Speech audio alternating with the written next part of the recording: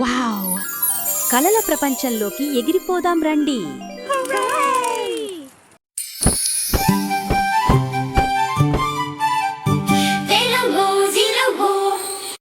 అమ్మో!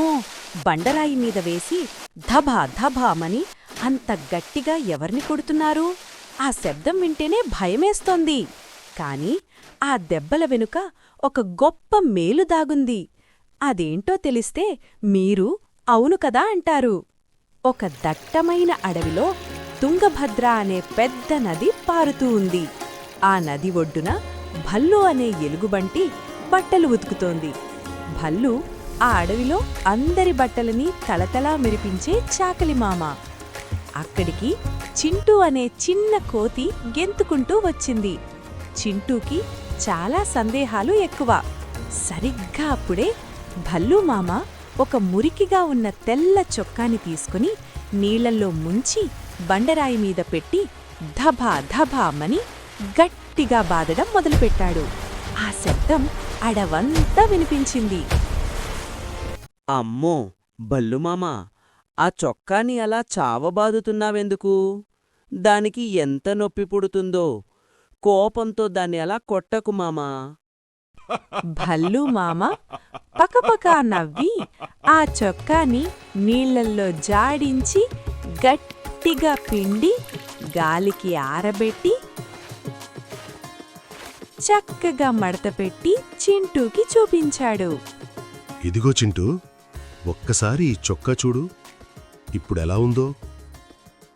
వారే వా! ఇది కొత్త చొక్కాలాగా తళతళ మెరిసిపోతోంది. ఇందాక ఉన్న నల్లటి మచ్చలన్నీ మాయమైపోయాయి.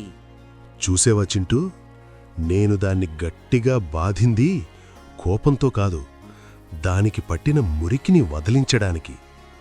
అలా ధబధబా బాది పిండితేనే కదా అది ఇంత అందంగా తయారయ్యింది.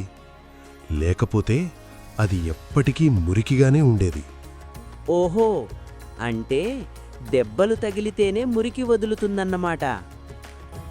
అచ్చం అలాగే బడిలో గురువుగారు మిమ్మల్ని ఎప్పుడైనా మందలించినా, చిన్న దెబ్బ వేసినా అది మీ మీద కోపంతో కాదు, మీలో ఉండ అజ్ఞానం అనే మురికిని వదిలించి మిమ్మల్ని గొప్పవాళ్లుగా మార్చడానికే. భలే చెప్పావు మామా. మా టీచర్ నన్ను తిట్టినప్పుడు నేనిక ఏడవను. అది నేను బుద్ధిగా మారడానికే అని గుర్తుపెట్టుకుంటా. ఇది మన యోగి వేమన గారు చాలా కాలం క్రితమే చెప్పిన గొప్ప బోధ.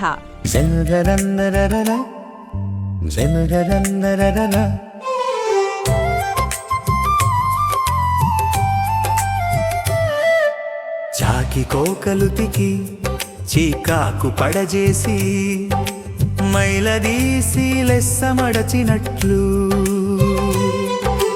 బుద్ధి చెప్పువాడు గృద్దితేనేమయా విశ్వదాభిరామ వినురవేమా.